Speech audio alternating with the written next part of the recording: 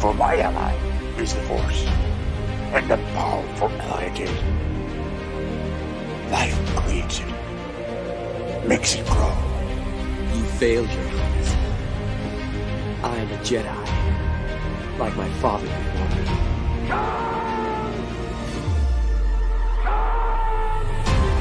Cry hammer, and let's set the tongues of war.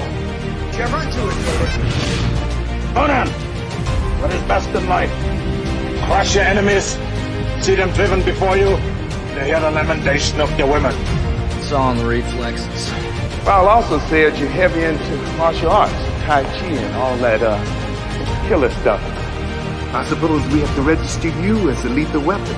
Chevron 3 encoded. And somebody ought to belt you in the mouth. But I won't. I won't. The hell I will. Chevron 4 encoded. Do you expect me to talk? No, Mr. Bond, I expect you to die. Chevron 5 encoded. You take the blue pill. The story ends. You wake up in your bed and believe whatever you want to. You take the red pill. You stay in Wonderland. And I show you how deep the rabbit hole goes. Chevron 6 encoded. That's the line you can, little boy. Great Scott. Back off, man. I'm a scientist. You shall not pass! I thought I'd die fighting side by side with an ally. What about side by side with a friend?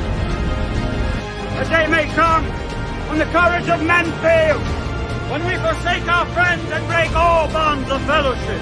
But it is not this day.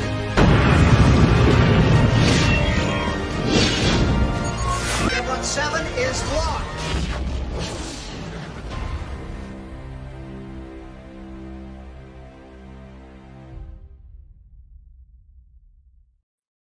Howdy and hail to everybody. Welcome back to another Saturday Night Drive-In where we take a break from the week's nonsense and enjoy some movies, have some good discussions, and hopefully not hate each other by the end of it. Jed, how are you doing this week?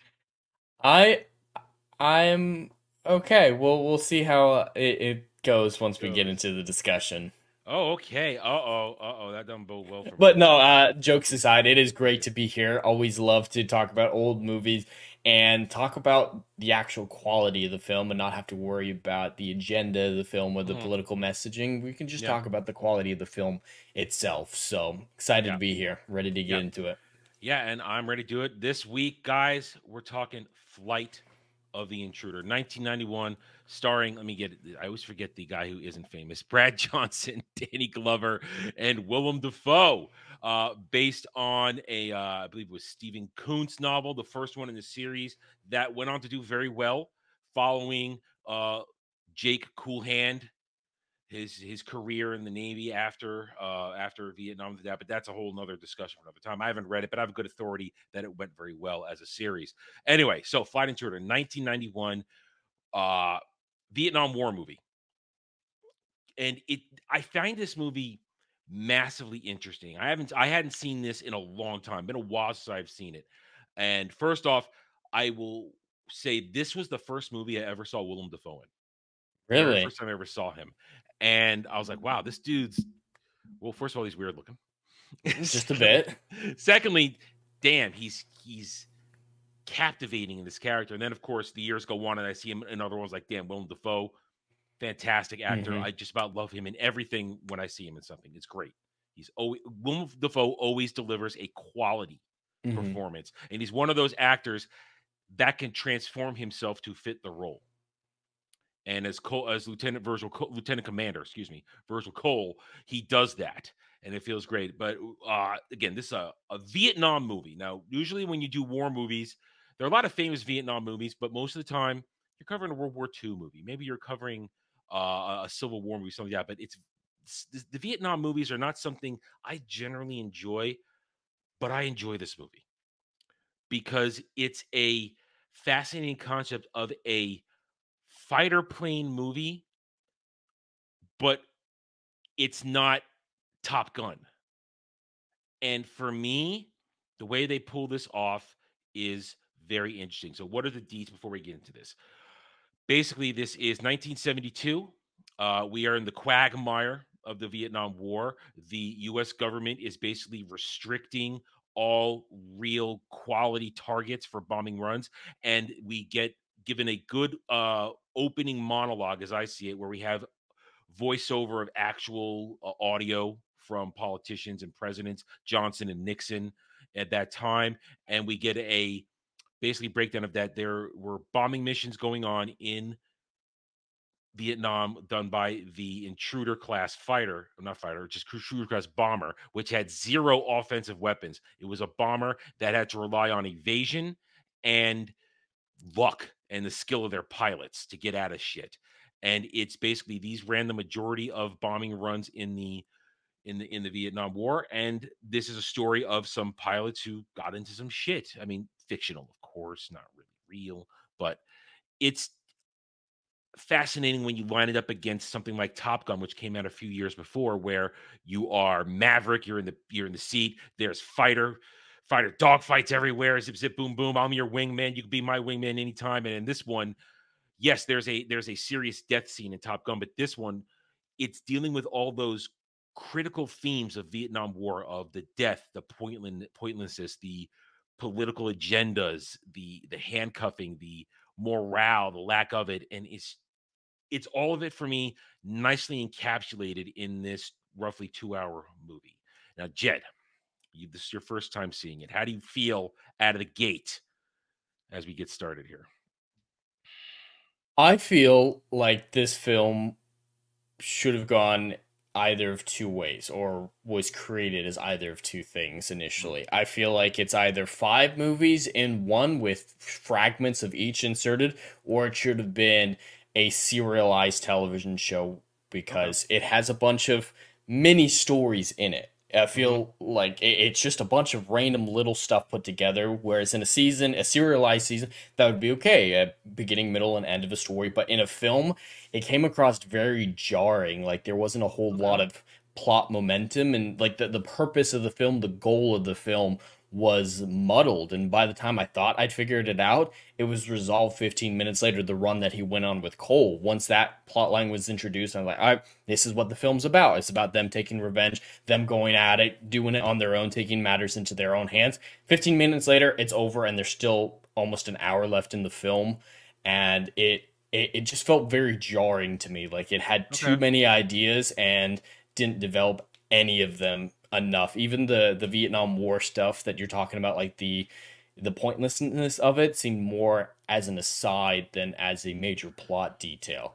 So, you see, I feel as though I disagree. I feel as though this isn't a movie where the plot is necessarily let's go do something, but it's the quagmire of Vietnam and the effect it's having on these people and how they deal with it, and how Cool Hand Jake, we'll call him Jake, instead of his handle, Jake, how Jake has the opening is a traumatic thing. It puts you right into it, of how ugly the war is, where they do this pointless bombing run. They hit nothing but trees, and they manage to get through all the flak, all the machine gun fire, and then rando farmer with a bolt action rifle gets that lucky shot right through the canopy of the Intruder jet and just nails Morg right in the neck.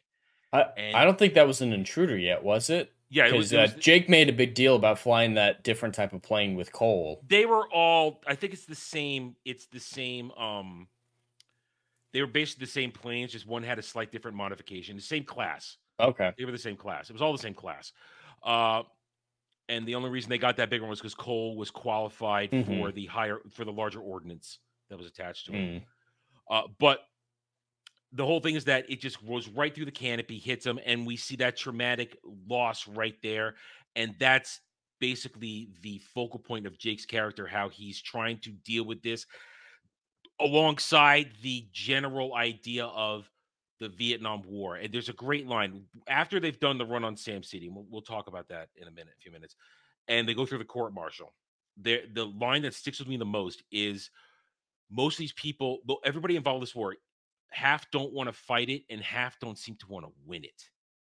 And that line just sticks with me, as that to me is the focus of the movie, where the sheer, in hindsight, where we look at the sheer pointlessness of the Vietnam War, because the Vietnam War was instituted after Korea as trying to counterfeit what analysts and I guess professionals at the time deemed the domino effect, where if we do not stop communist regimes from popping up all over the world, it's going to be a domino effect, and one after the other is going to one democratic government after another is going to topple to a communist government, and it'll be a domino effect rolling down throughout the world, and suddenly the entire world will be communism. And that's why the Vietnam War was fought, to stop communist North Vietnam from taking over South Vietnam, which is, I guess, marginally democratic at the time. I need to brush up on my Vietnam history. But the whole pointlessness of it. Why are we fighting? None of us want to be here. People are dying. 50,000 people have died, and you're not even letting us win for some political reason. And that's what I feel is it's a thematic plot and not an action plot. It didn't need to have an action plot. I don't think that's it. Just felt meandering. Like it couldn't make up its mind about what it was trying to do. Like it didn't focus. If it was all about him coming to terms with his the loss of his friend, the finale definitely doesn't wrap that up. And I disagree. I think it does. I think it does. I feel as though when the loss of Morg in the beginning for the first act damages him to the point where he's disillusioned, where he gets attached to a rando chick and her daughter. That is the most random part of the movie. That Rosanna Arquette's character and her daughter, they're there for a minute and they're gone. Again, this is a book adaptation. I've never read the book, so I can't say whether or not it went into it more. Because honestly, while I enjoy these types of movies, these types of books are not my deal, so I couldn't sit down and read it. But that was a random moment. And yes, he chooses to write to her, and that seems to be put in as a vehicle simply for us to be inside Jake's head when he's sorting out certain thoughts. Oh, that was the moment I knew it was a 90s movie. You got to have a letter narration with light motif and candlelight. It's like, oh yeah, this is a 90s film. Yeah, but I think that's the only reason that segment that even exists, so that it gives us a window into Jake's mind when he's not conversing with somebody else, so we can get some inner. There was a much better way to do that, and they nearly set it up. They were so close. Is make it around Morg's wife, like actually meet her, not have a romantic relationship, but be very much like, I'm gonna fill the role of your husband, and I'm gonna be paternal to your kid, and just everything with that random chick. Give that to his friend's wife. For all we know, that could have been what happened in the book, and they made a change of a movie to give him a romantic interest. Yeah, the romantic interest did not need. It fell flat. It does fell flat. And Rosanna Arquette, who at the time was a thing in low budget movies, she was thrown in there for eye candy. At the time, she was sort of hot. I mean, she never really did it for me, but now she's a deranged lunatic. But of course. I feel like that entire segment could be cut out, and the movie would be better for it. 100%. Because it doesn't really affect anything. It's like I said, it's just for a vehicle for him to get an inner monologue for him when he's sorting things out about wanting to do the run on the People's Park at which is Sam City. But all right, so back to or he could have been writing it to Morg. That's a big thing that therapists recommend you do, like write letters to. Was that a thing in the 70s? Was that a thing in the 70s? It might have been. Like I've seen it in older films and stuff that chronologically takes place in the past, but it's an instinct to try to communicate with the dead. So I could totally see him like writing these letters to Morg to justify his position, to think through the decision and all that. There's just a lot of better options than, ooh, let's introduce rando chick in rando story to get rando narration. That whole point there, their first scene together is fine because that's part of his dealing with that. But then having her whole romantic interest part of it, where again, it's only for a couple of days. It may seem like it's longer, but it really is only for a couple of days because we know that the bar fight happens, and when they're back on the carrier, Jake and Razor get chewed out by Danny Glover, and we can still see the battle scars from the bar fight on Razor's face. So he was only on shore leave for a couple of days at the base in South Vietnam or wherever that was. I'm not even sure where it was. Could have been that far away because they were able to get from the carrier on the Intruders relatively quickly. Mhm. Probably only a few hundred miles. Either way, but that's one of my hiccups for the movie. I mean, listen, as much as I enjoy this movie, I can be objective with my subject. My subjectivity can be pushed aside. I can be objective, and that kind of does. It's an uncomfortable and an uneven part of the movie, which doesn't need to be there. And you pull it out, and nothing changes. Yeah. Nothing I changes. feel like that's the case for a lot of the film. It's just a bunch of random ideas that, like, in and of themselves, they're fine, but they seem incongruent with everything else that's going on. That's why I think a TV show would be a much better idea for this, so that you could have an episode that just focuses on this part of the story. We develop it. We see what this little idea can turn into, but it's serialized, so it's okay to have it reset to where everything started, because that's what it seems like. After every little sub arc, everything resets back to normal, and it was just very jarring to see in the movie format. See, so like a mini series would have been perfect for this. I understand how you're coming to it, but I don't quite feel the same way. Because to me, going back to my original point, the loss of Morg is the first act and him dealing with it, and he's traumatized. It was what we would classify as PTSD, because he's even calling Boxman Morg. He can't get it out of his head. Everything is obsessed about it. And then we get the introduction of Virgil Cole, Lieutenant Commander Virgil Cole, played by Willem Dafoe, who is, honestly, he's the best thing in this whole movie. Oh, no question. He is the best. And Danny Glover, a close second, because that's just Danny Glover being asshole Danny Glover character, which is fun. I enjoy that. But Virgil Cole comes in, and immediately his presence as this veteran of the war. This is his third tour. He doesn't even have a call sign. He's just Virgil Cole. He's just this dude, because everybody else has their helmets with their call signs on it. His is a camouflage helmet. You get the early setup where before they go on their first mission, he's got that heavy duty knife on him. It's like, what do we need this for? Do you know something I don't? Maybe I do. And it comes back into play later. There's tiny little setups that I do enjoy in this movie, because you guys know I love my setups and my payoffs. But the point is, Virgil is introduced, and he becomes that thing, that strong bond that Jake needs to get out of being trapped in his obsession about probably feeling like he got more killed, and then the pointlessness of it, and then wanting to do something. And now, is his obsession with getting to Sam City when he sees when he sees that map for the first time with the guy who turns out to be the Phantom Shitter, which is my favorite thing of all time. I love the Phantom Shitter. Makes me laugh every goddamn time. It's so random. But it's a historical thing. They mention it, so it makes me laugh. First time I saw it, laughed out loud. Every time I laugh out loud. I like toilet humor. I'm very easy that way. But the relationship between Virgil, no and wonder Jake, you're with Dermy. Just too easy. Oh, really? Really? You had it right there. Can't go an episode without bringing up that little bastard. Anyway, their relationship to me, and because you said if you feel like it, what was it you said that in the third act I lost God damn it, I lost your words. I wanted to make sure I lined it up with what I was saying with what you said. What do you say about the relationship forming it not meaning anything? Not me. You didn't say that shit. I don't want to put words in your mouth. Damn it! Save me. Save me. I'm not sure what you're referring to. Which relationship are you talking about? Virgil and Jake. And I haven't talked about their relationship. You started to go somewhere, and my point. I think the point I wanted to make was that. Okay, wait. I remember now. You said that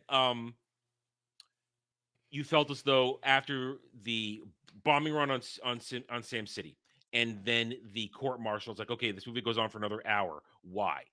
Because at this point, we hearken to the Virgil and Jake relationship, because that's what it is. It's their relationship, and also it's reaffirming. The whole thing is about reaffirming Jake's commitment, not only to being a good soldier, but also his faith in everything, his faith in living, his faith in not being depressed and cut off, and basically not wanting to connect with anybody ever again. And you remember Virgil's story about the rumors that he left somebody behind when they had that crash landing. He says, here's what happened. We made a promise that we wouldn't leave each other behind. and he made me promise after he blew his leg off in a mine that I would, and I tried to, but I couldn't. But I got back too late, and he was already dead. And he sort of wants to. They sort of make that deal between Jake and Virgil. They make that sort of a promise. And when we get to the end, when they go to rescue Danny Glover after he's crash landed, the fact that Jake wants to save him so badly, but Virgil knows that Jake has a future. And Virgil knows that he's done because he took that gunshot to the gut. He's bleeding out. And even though he got the guy with the knife, because there's the setup of the payoff, he gets that Charlie with the knife, and he gives that speech, his whole speech about, I'm done. You can still be out there. I've done all I needed to do. And I think he understood that, or the whole thing has to be understood that was what Jake needed to do. He needed to have faith in somebody again and have that person have faith in him and show that bond is so strong. They went through this, even though it was brief, they went through all this shit. And Jake, instead of being depressed about losing Virgil, has had his faith restored. And to me, circling back to what I was trying to get to, that's the whole point of the movie. Finding faith in yourself again and not losing faith, even if everything around you looks pointless and wrong and dumb and stupid, and you're wasting lives and you're wasting money and everything that. When you find that strength to go on, and even the person who was most antagonistic to you, being Danny Glover's commander character, whose name I just don't remember at the moment. I have to go look at it again. It's an Italian name because he's third generation mafia. Camporelli, that's it, Camporelli.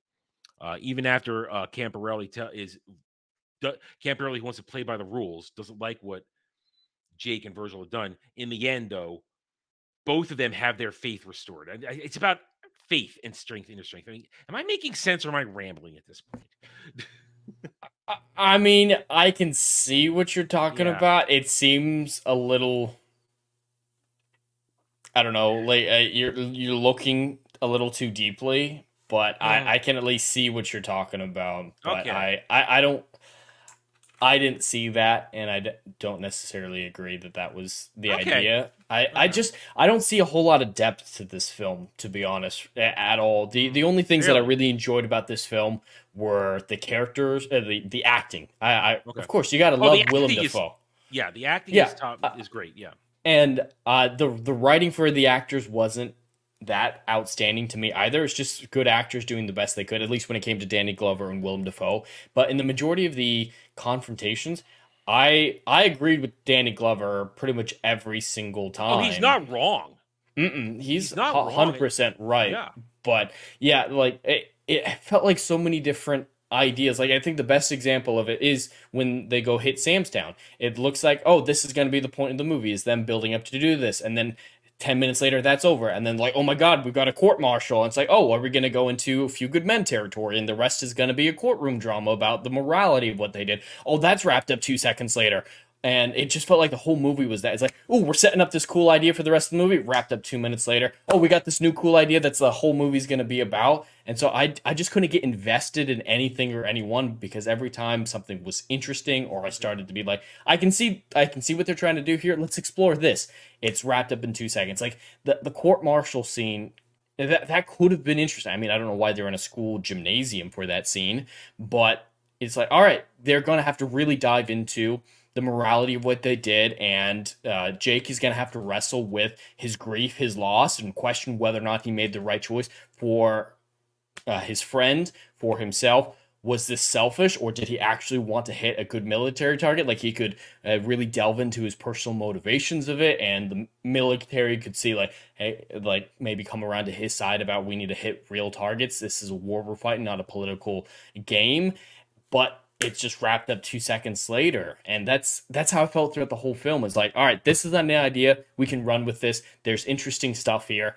And then they're just off to the next idea. And no idea is given any sort of amount of time to develop. So it just feels so superficial. That's, I think, the big takeaway from this film is I find the entire thing entirely superficial, with the exception of Cole's performance. And Cole's character arc, like that little one that you were talking about, like everyone thinks he left his friend behind. There was that deal, like that was an interesting backstory. I love that backstory, but with the exception, and then I mean, this is fascinating. I have the exact opposite feeling because I feel at this movie, I'm along for the ride with these characters, and I'm not looking for these different plot points. I'm looking for these characters dealing with the quagmire of Vietnam and how each of them deals with it differently. Because you have Jake. That could be interesting, but they don't deal with any of the issues. You see, for me, it was enough though with how they dealt with it. I mean, how they chose to deal with it.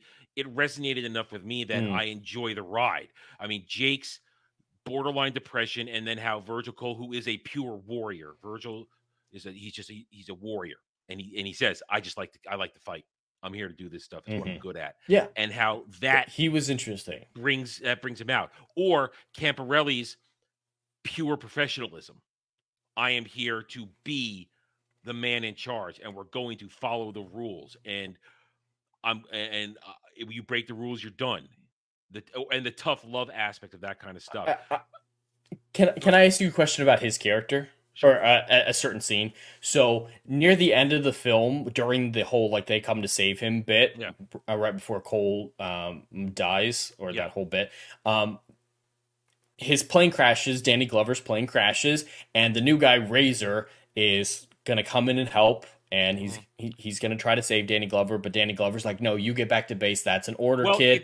It's not so much save. All he could do is kind of fly around and be threatening to the ground troops because right. But he's trying to still help. He's still trying to help, is what I mean. Yeah. And he says, no, go away. And then he has the cheesiest fucking line is, now you're straight, Razor kid, because you've turned into a real weapon. I laughed so hard at that line. There is a problem there. That's a problem because what we have here is a character who probably had a lot more development in the book, and we didn't get it in the movie. Yeah. Razor probably has a lot more in the book that goes on to show his development from the fresh-faced pilot we get in the first briefing room scene to there where he's a part of the group. He's seen the same shit they have, and he's earned the respect of his fellow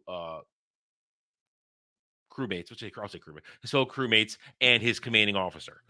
And so that's not my question. I just wanted to laugh at that line. Oh, you're a straight Razor now. But after that, as soon as Jake and Cole show up, Danny Glover's like, yeah, woo! And there's big dramatic music, but he just sent Razor away saying, no, go away. There's nothing you can do to help. And then as soon as Jake comes to him, he's like, you stupid fucking bitch. I'm going to defend that.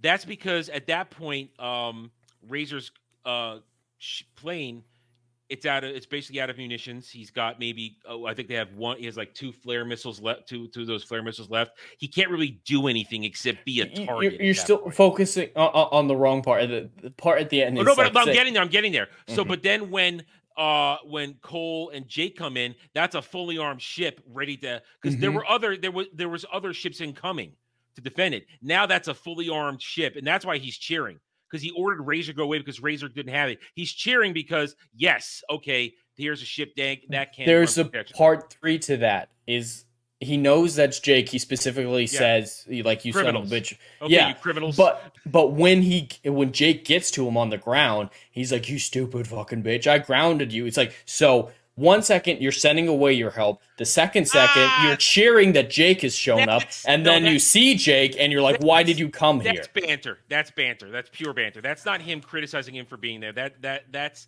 he says, I grounded you. Yeah, and that's set up for the joke. I am on the ground. That's pure setup for the joke. That's banter. I don't take that seriously as him flipping a coin of I'm cheering and now I'm angry. I don't see that. But a joke has to be well written. I'm not going to give it a pass just because it's a funny joke, as I am on the ground. Like it needs to make sense character wise. I don't think it's a character flip. I don't see it. I don't agree there.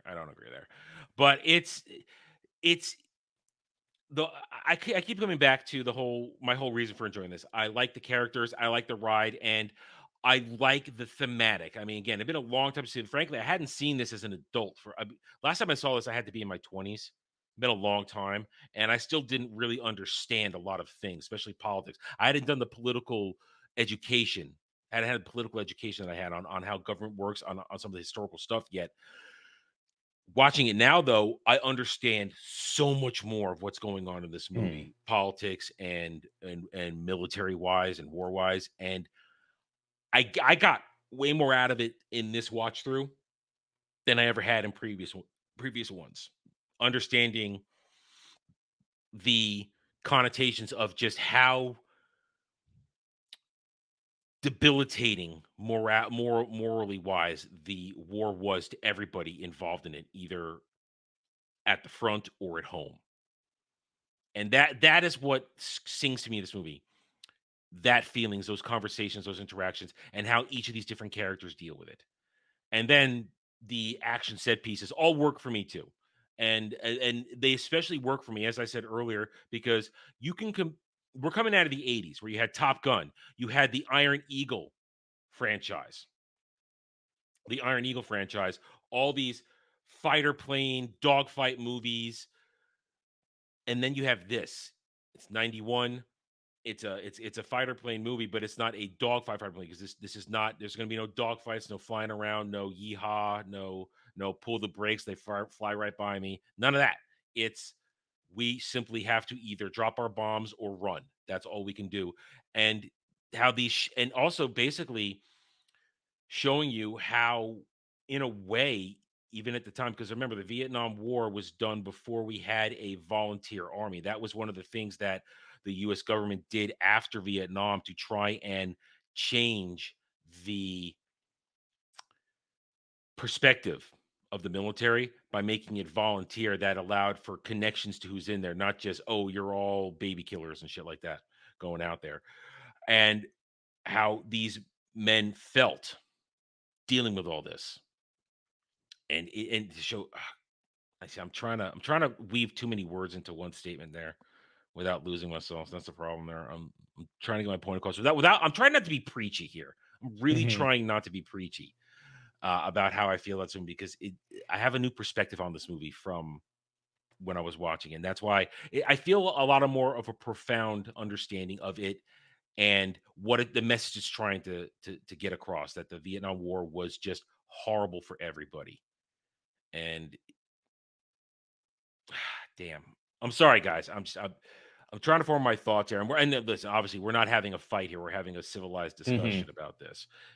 This isn't a shouting fest going on, which would, in some ways, be easier to handle. But you're being reasonable about what I'm saying. So, no, I just don't see any of that. I'm familiar with the Vietnam War to a certain extent, and I think those are interesting things to explore, especially at the time, because that is still recent memory, at least at the time. Like, what is that, 20 years out? Yeah, that's still close enough that a lot of people lived through it. It's still a topical issue. Like, if a Vietnam War movie came out today, the majority of people watching it didn't live through it, don't know the fine details of it. So it was still topical enough that people had a reference to it. And I think there are ways to really explore those concepts that you're saying, and they just felt suggested more than explore. Like, if I were gonna make this a film, I would focus on the entire first act, just showing how bad Jake is dealing with the death of his friend, and make the death of his friend make a little bit more sense. I'm going to be honest. In the actual firefight, that sniper was doing it on purpose, and that guy seemed like an expert, but he wasn't.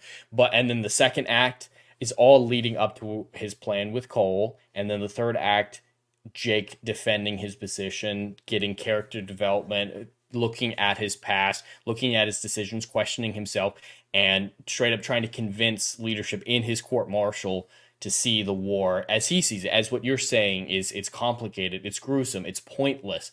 And you could have gotten that across a lot better with something that was a lot more focused like that. Is this? I see your point. I see your point.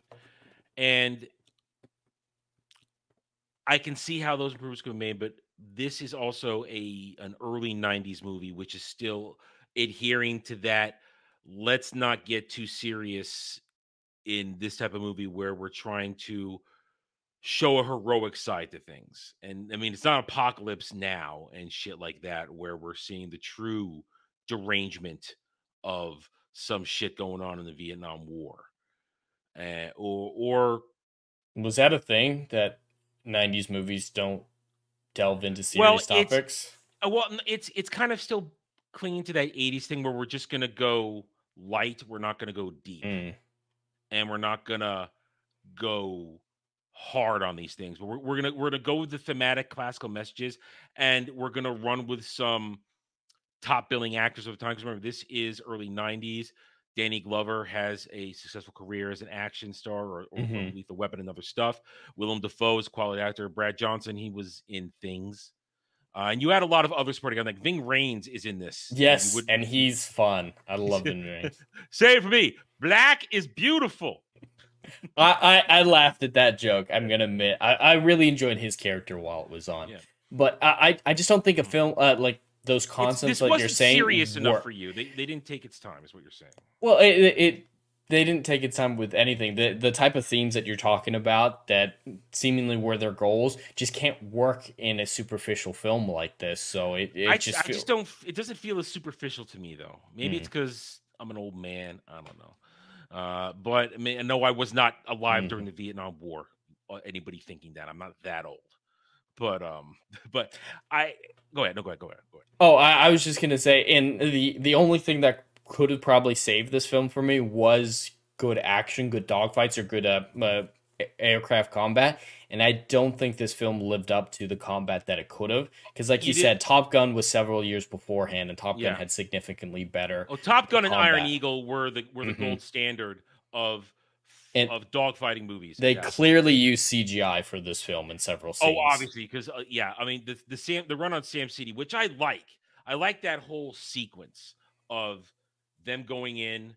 They're breaking the rules. I mean, it's kind of that army buddy cop thing going on. They're breaking the rules, going there, and they make the run. It just goes completely wrong, and it says they wouldn't think it would be crazy enough to do it again. Oh, let's fucking do it again. Yeah.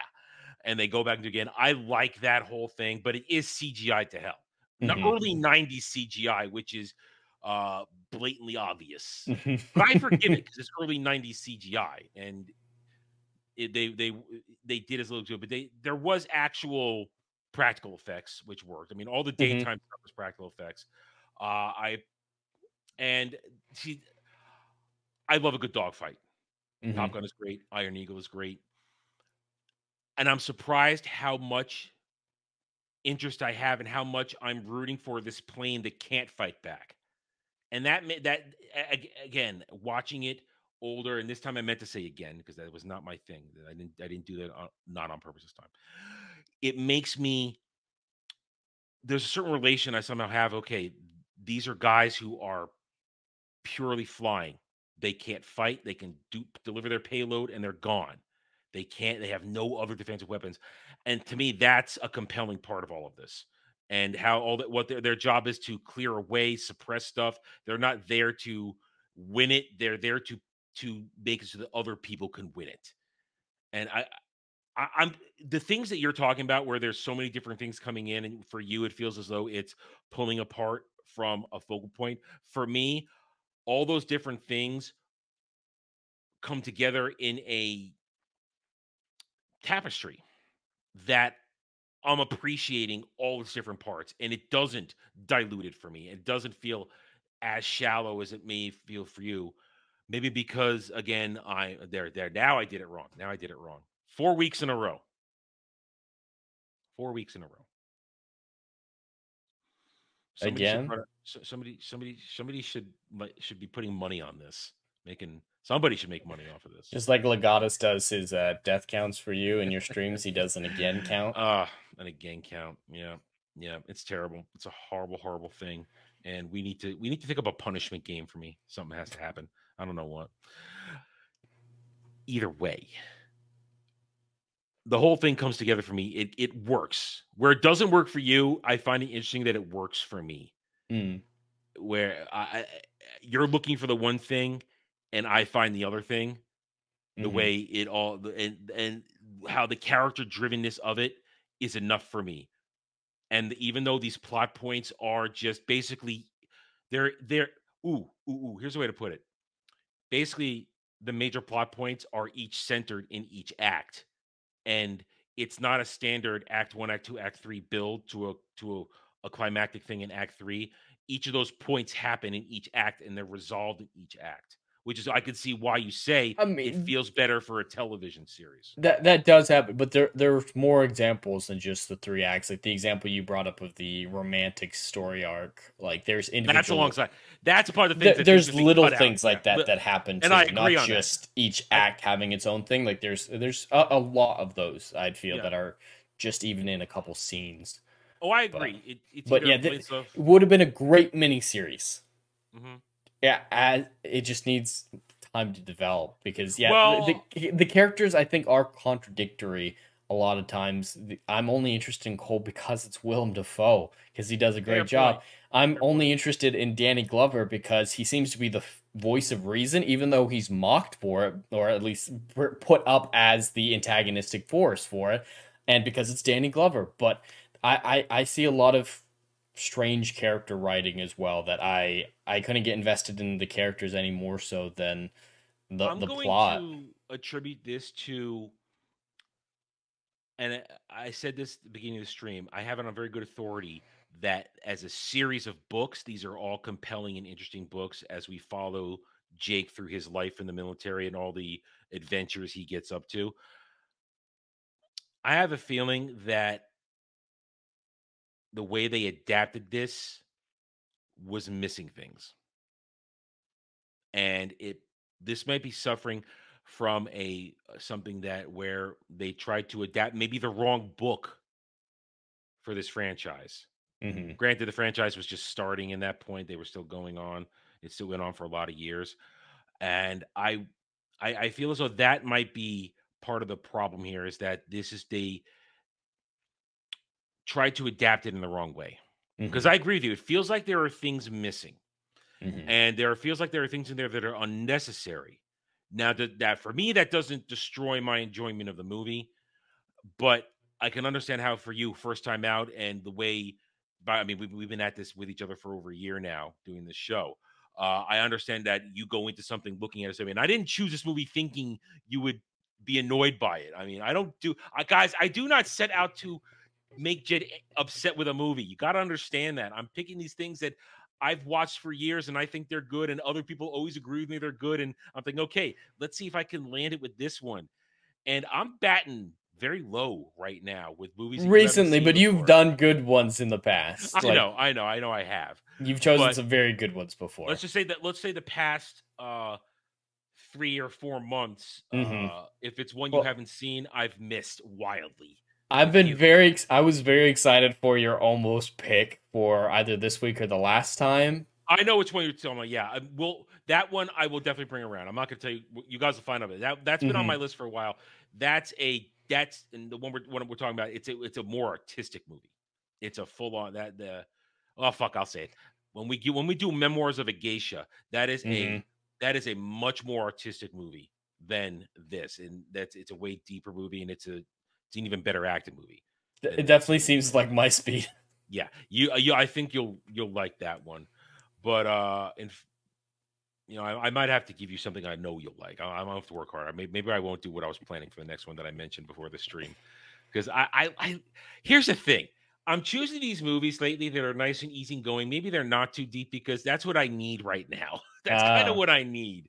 I need the stuff that I've seen it. I know how it works. I know how it feels. And while of course, I'm not averse to thinking deeply, I need these sort of heroic movies or these feel-good movies. And maybe that's what... Well, that's why I picked Princess Bride. That falls directly into that category. Yeah, well, it's not a spoiler. We already announced that. I announced it on Monday that's what you were doing. Yeah. You also picked it because you know it's going to piss me off. Maybe. To an extent. But it falls into that category. And that's... jokes aside, I did pick that one specifically because of this. Because I often come across as someone who wants more deep content, more thought-provoking, well-written stuff. But Princess Bride, I think we get an interesting discussion on that because it's going to be interesting. It is a fun, turn your brain off kind of movie. So I wanted to show a different side of myself that I can enjoy films like these if I think there's some quality to them. And I guarantee next week you're going to get. I'm going to be Jekyll and Hyde. I'll be able to give my objective opinion on why the movie does work, but then I'm going to go full subjective as to God fucking damn it. I have my reasons. They may be superficial to all of you, but they're my reasons and they work. Anyway, well, you mentioned it there. Let's just talk about the performances here. Then we'll end on that because we've been talking. We've talked about a lot of the guts of the movie. Again, it's one of those times where the scenes aren't as important as the meanings behind them. So we were talking about that, but the performances, as you said, Willem Dafoe and Danny Glover make this movie. 100%.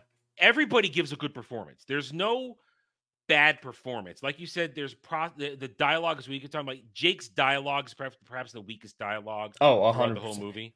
Jake is boring to me. Even when he's supposed to have a big emotional moment, he seems to deliver a deadpan.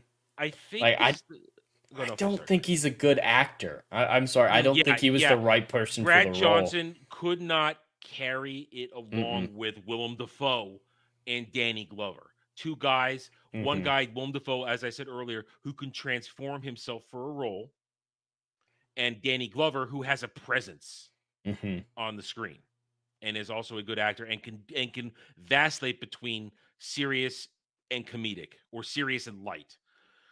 And could deliver one-liner. Danny Glover can deliver one-liners. He can deliver that shit. He's good at that. Brad Johnson, he was not up to the task of being on their level. And that's a fault of the casting director. It's a fault of the director. They couldn't quite get the right performance. And there you go. And even Ving Rhames, when he was in there, Ving Rhames shines for the brief moments he's in there. Because he's Ving freaking Rhames. And even Tom Sizemore gives a Tom Sizemore performance of going a version. He can do the kind of stupid guy because Boxman's an idiot, and he telephones his death. That's my son. Maybe it's not my son. Oh, you're gonna die real soon. That's the red flag. You just triggered your doom flag, my friend. You're done in the next scene. But Brad Johnson as one of the leads of the movie, I agree with you completely. He doesn't carry it. It would have been better cast. And here's also the problem. Jake, at this point, this is the beginning of Jake's adventures through the series of books that Kuntz is going to write. And he eventually makes it to Admiral. He makes it all the way up there. And this is the beginning. So there is no meat to his character yet, I think, is a problem in terms of those stories. He hasn't gone through all the shit yet, which turns him into essentially a hero later on where he goes through a bunch of shit. And that's the problem. You needed somebody that could be a proto character at the beginning of their adventure and still come across as exciting and engaging. And Brad Johnson does not do that. I am 100% on board with you with that. But I still enjoy Jake as a character because I am compelled by his short journey in this movie. Well, do you have anything else you want to add to this? I think we've talked about it as much as we can with just the two of us here. Nothing real substance. I think my points have been pretty solidly made. Yeah, at the end of the day, I think this film, the studio picked it up. I know the books came previously, but I feel like the studio just wanted another Top Gun to replicate the success of Top Gun. Probably not wrong.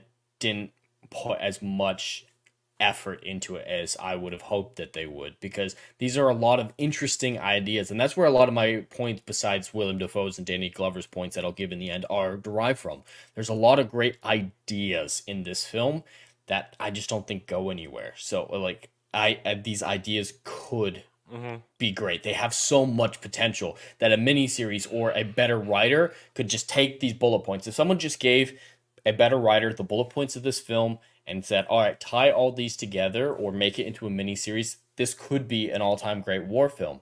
But I think there's a reason I've never heard of it before you brought it up. It's not a well-known movie. It was not a blockbuster. It didn't do well. If it had done well, they probably would have made more in the franchise because it is a franchise of books. And that leads me to my final thoughts on this. I feel as though, to your points and your criticisms, the book probably does it better. This is one of those instances where the book probably does it better. It probably gets all those things that you're looking for across much better in its pages. And in this current setting of productions in this, a TV series probably would be the better approach to it. And it would probably, and I would love a TV series. Frankly, I'd love if they made a TV series of this because I prefer television production to movie production right now these days. Oh, because I get, especially because if there's a lot of source material, I'll get the most out of the adaptation. Then I'll get the most source material that we can get. But as far as the movie goes, I'm okay with it. I'm okay with it. All right. That said, the soundtrack, it's a nothing soundtrack, nothing at all. It's got music of the time and the hero theme for the intruder flying in. It's nice, but it's not compelling. I have other themes that are intruding in my brain and overriding it when I try to remember it. So I'm gonna have to disagree. Oh, pretty much anytime a major musical cue came in, it made me laugh because it felt extremely out of place. Extremely out of place. Like the scene that I mentioned that's all dramatic, candlelight, light, piano music or whatever it was while he's narrating, to their choice in action epic moment music just felt campy, honestly. Okay. It felt campy to me. Like I ignore if the music isn't latched to a major scene, or if it's it doesn't catch me, I just kind of ignore it. Or if it's a song of the time, a song of the era, I automatically tune out, because to me that's just that's atmosphere. It's part of you're trying to remind you that's what the era was. So I don't count that even as soundtrack at all. But anyway, all right, it was my week, so I scored first. I think I've made my case. I like the characters. I feel as though, even though, as Jed said, there is no driving plot arc in terms of something they're all pushing towards, I feel as though the whole plot, the quagmire of Vietnam and how it's affecting all these characters and how they have different positions and how they're going through all these things in this movie, it all works for me. It all comes together in a narrative that I enjoy. I enjoy the action set pieces. I enjoy the performances. Willem Dafoe is top notch as always, and I'm okay with how it ends and where we are. So I always enjoy this movie. In the end, whenever I sit down and watch this movie, I have a good time. It had been easily a decade or more since I'd really sat down and watched this, and I sat down and watched it yesterday, and I had a good time. I left with a smile on my face. I wasn't doing anything else, except maybe eating while watching it. I didn't need distractions. Wasn't fidgeting to get them to do something. I was engaged in it. I like it. So I give it an 8 out of 10. It is always an enjoyable movie for me. Jed, go. Well, I think I might mirror a lot of my recent scores with this one. There's so much potential with it and great actors that there's something that could be developed here, but the writing just makes it fall significantly short for me, on top of the effects and action, which could be significantly better considering what films came out the decade previous. It just falls short in nearly every category. Every category that I could judge it on, there's potential, but it fails to meet even basic competency for me. So I'd have to give this film another 4. Okay. All right. That's fair. That is fair. And as I said, you aren't wrong. I mean, Top Gun is, and we'll get to a Top Gun review, guys. I got my copy there, and I don't have Flight of the Intruder because the price has been high, but now it is lowering again. And we'll put Flight of the Intruder on my shelf. But you're right. Top Gun is the gold standard of these types of movies. Granted, it's a Cold War movie. It's not a Vietnam movie, but that movie is just so good. Well, yeah, it's Top Gun. It's well written too. No, again, God, I did it. Some of it. I tried. You did it again. I did it again. I had a couple minutes left to get out of here without doing it again, and I did it again. That's gonna be a shirt one day. Son of a bitch, it is. I bet. Now, anywho. Top Gun is the gold standard, and I agree with you what you said a little bit ago. They wanted to try and replicate what they did with Top Gun and, to a lesser extent, Iron Eagle and stuff like that. And perhaps they chose the wrong book to do it. Perhaps they chose a story that, while the book makes it work, for some, it doesn't quite measure up to the legacy or the standard that Top Gun set for all these things going forward. And I could understand why you feel the way you do, and I don't begrudge you that opinion, because I get it. But either way, all right. So that's the end of today. We've already mentioned it, but Jed, why don't you, for people who might have been out of the room or might have skipped over it for whatever reason, what do you got for me next week? Well, I decided to break it up a little bit because my past choices have been very much in what I typically like, a little bit more artistic, a little bit more thought-provoking, deep films. But I wanted to show everyone that I do indeed enjoy films that aren't necessarily in that vein. And nothing exemplifies 80s fantasy or fairy tale, as you put it, quite like The Princess Bride. And I think it's an absolute classic. Not necessarily as thought-provoking as some of the other films that I've introduced, like Last Night in Soho and some of my other favorite films from the last couple of years. But I think it'll be an interesting discussion because I can see some similarities between it and stuff like the Secret of My Success, like fun, quirky 80s comedies. So, and what was it called? The Golden Child. I wanted to show I do like 80s comedies. Like Ferris Bueller's Day Off. That's a great example. I love that film. Yeah, hey, we had a good one though. You had seen that one. You had seen that one though. I had. I mean, let's be honest. I'm an old man. One of those Twitter lists came by of how many of these movies have you seen from the 80s. There were about 36 or 7 movies on that list, and everybody's going, "Oh, I've seen 11, 20." I saw 34 out of 36 of them, Jed. Do we want to make the others your next few picks? Get you all the way up to 38? I don't want to see St. Elmo's Fire. I still don't want to see it. I didn't want to see it when I was in the 80s, and I don't want to see it now. So, but you can understand. I've seen a lot, and Jed, for his age, has seen a lot, but there's going to be a lot of stuff that I've seen that he hasn't seen. So once in a while, when I suggest these things, I feel like people have already seen it, and Jed's like, no, I haven't seen it. So it's going to keep happening, guys. And one of these times he's going to like something that I've seen he hasn't seen. It's going to happen. I can't strike out forever. Hey, no, you did like Clash of the Titans. You did like Clash. I really did like Clash of the Titans because that was the crown jewel of that era, of that type of stuff. Anyway, all right, guys. So chat, thank you across both chats, guys. Thanks for joining us this evening. We will see you guys next week, and then we'll be off a week because MegaCon is on the way. So we will see you guys next week for another episode of Saturday Night Drive. Until then, take it easy, guys. Hit that like button, whether you're watching now, live, or on the replay, and have a good night or day wherever you may be.